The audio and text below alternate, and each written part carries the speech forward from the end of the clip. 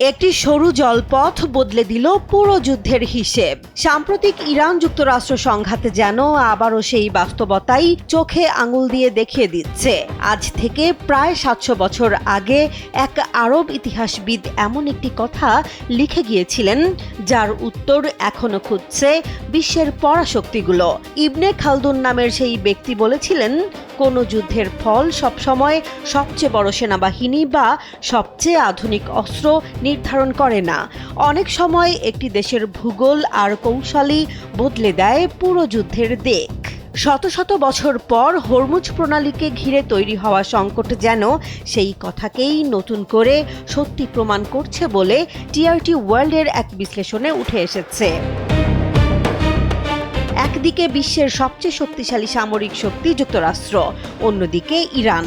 সামরিক সক্ষমতার দিক থেকে দুই দেশের ব্যবধান বিশাল। তবুও এমন এক জায়গায় এসে ওয়াশিংটনকে থমকে দাঁড়াতে হয়েছে, যেখানে যুদ্ধের সবচেয়ে বড় শক্তি কোনো যুদ্ধবিমান বা ক্ষেপণাস্ত্র নয়, বরং একটি সরু জলপথ।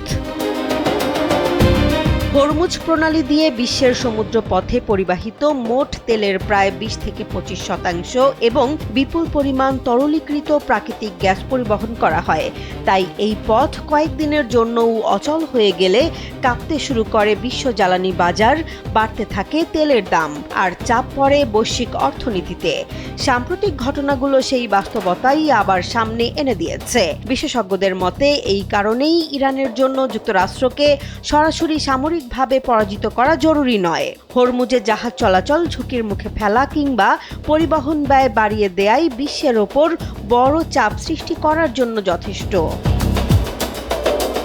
যদিও সৌদি আরব, সংযুক্ত আরব আমিরাত সহ উপসাগরীয় দেশগুলো বিকল্প তেল রপ্তানির পথ তৈরির চেষ্টা করছে, তবু এখনও সেই সক্ষমতা হরমুজ প্রণালীর বিকল্প হয়ে ওঠেনি।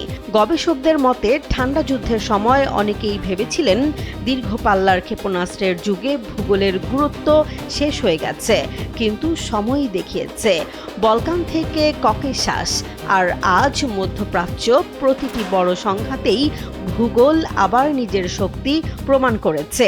সেই সাথে রাশিয়া চীনের সঙ্গে ইরানের কৌশলগত সম্পর্কও দেশটির অবস্থানকে আরও শক্তিশালী করেছে। এই প্রেক্ষাপটে এখন একটা প্রশ্নই ঘুরপাক খাচ্ছে, যুদ্ধের ভাগ্য কি শুধু আধুনিক অস্ত্রই নির্ধারণ করে, নাকি শেষ পর্যন্ত এগিয়ে থাকে সেই রাষ্ট্র যে নিজের ভূগোল আর কৌশলকে সবচেয়ে দক্ষভাবে কাজে লাগাতে পারে? হরমুজ প্রণালীকে ঘিরে তৈরি হওয়া বর্তমান সংকট যেন সেই প্রশ্নের উত্তর খুঁজতেই বিশ্বকে বাধ্য করছে। জেসমিন জাহান, কালবেলা।